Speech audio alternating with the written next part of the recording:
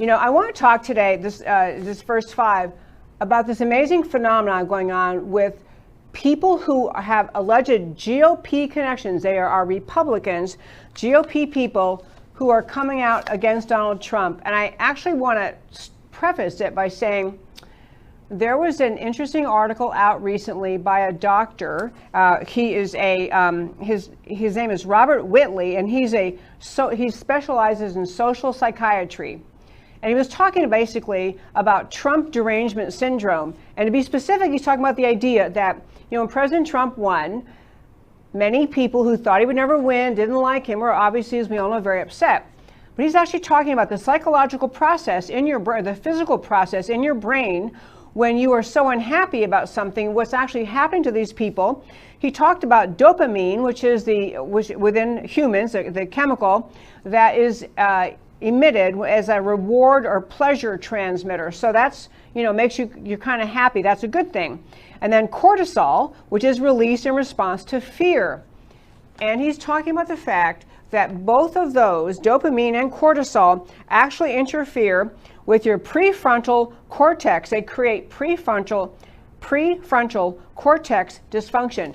Short story, he's kind of saying Trump derangement syndrome, even though it doesn't have a psychiatric definition. You couldn't find it in a college class learning about psychiatry, but it actually is a physical thing that the reaction of the brain when you're so unhappy about something, you're just driven crazy, you can't reason. You aren't functioning. You can't process information. You can't. I mean, you really are in some way deranged when you have this. So he's talking about this Trump derangement syndrome. He's basically saying it is just just makes people truly unable to think, unable to reason. And so I give you Colin Powell.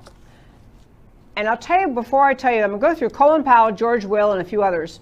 But part of what is so bothersome about the alleged GOP figures, people on the conservative side, America lovers, always will say, well, you know, they're really in politics because of ideas. They stand for ideas. They stand up for this idea, that idea. They claim that's why they do politics, because they believe in free markets, limited government, you know, the people on the conservative side.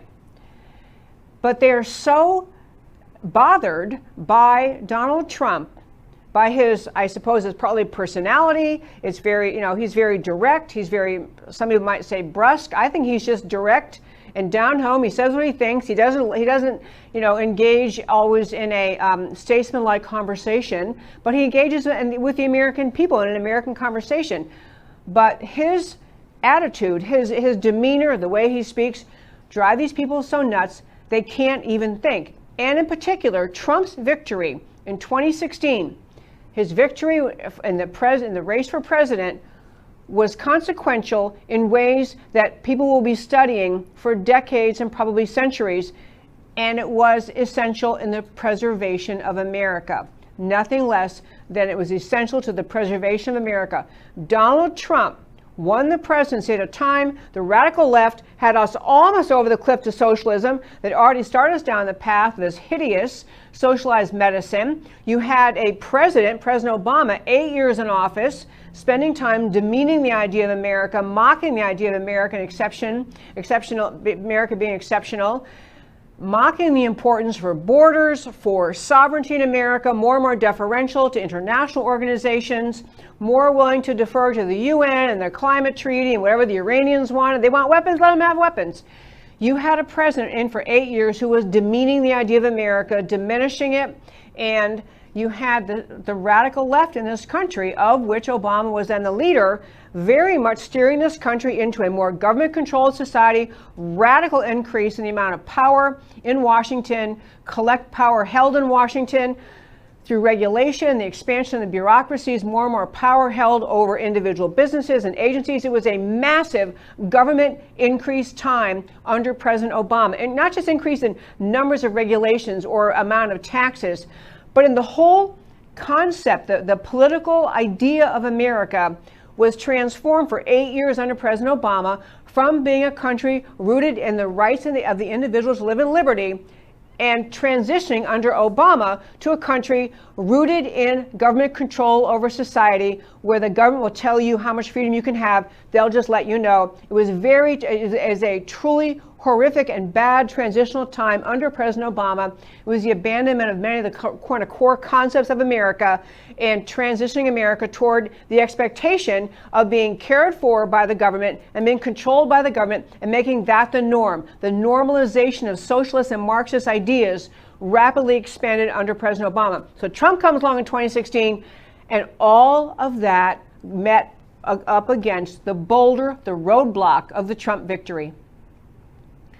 So the Trump victory was not just happened to beat Hillary, it was putting a boulder in the road, a barrier that says we're not going to be a socialist country. We're going to go back to the America of our founding, the America of freedom. We're going to have secure borders. We're going to have actual borders. We're going to have sovereignty. We're taking back our sovereignty from international organizations. It was a huge shift in American thinking when Trump won.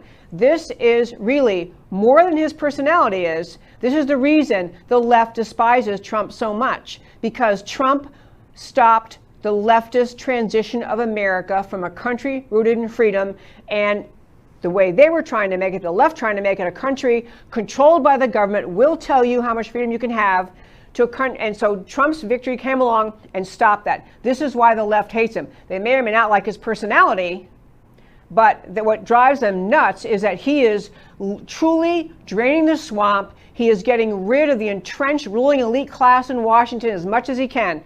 This is why the left really hates Trump. So back to the GOP'ers coming out against Trump, this is why they're getting just getting all wound up, wrapped around the axle about Trump's personality or his demeanor, or he isn't polite enough, or he doesn't speak the way I'd want him to do, or he tweets too much, or whatever it is they don't like about him. This is the most shallow, petty, impossibly unacceptable behavior by so many people on the right in this country.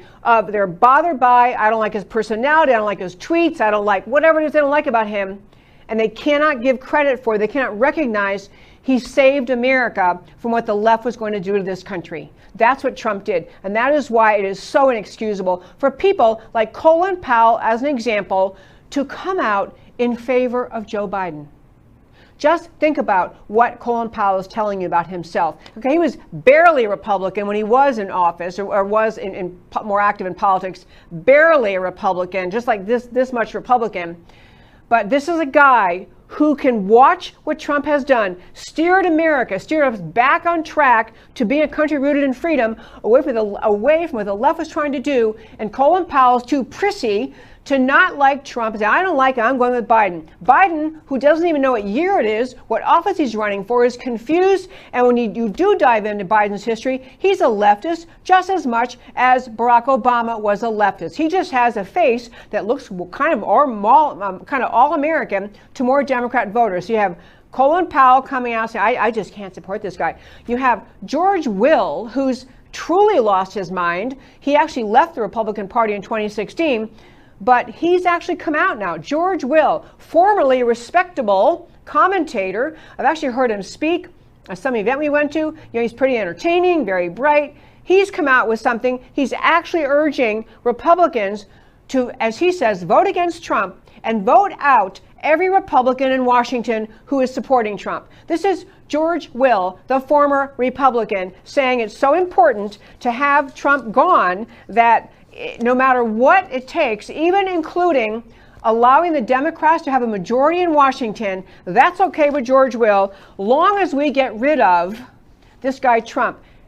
And why I'm so worked up about it, why you should be so angry at these people, is because they're judging, they are bent out of shape over Trump's personality, his tweets. He tweets about things he shouldn't be talking about. Why is he weighing in about Drew Brees and the NFL? Why does he have to do that?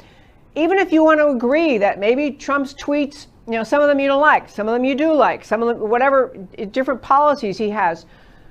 You had America almost over the cliff under the Marxists under Obama in 2016, and you had America literally rescued from the ugliness of leftism turned back on course, and Americans like George Will and Colin Powell need to get over it, get over their prissy complaints about his personality, and understand Trump saved this country. That's what happened in the elections of 2016, and that, my friends, is today's First Five.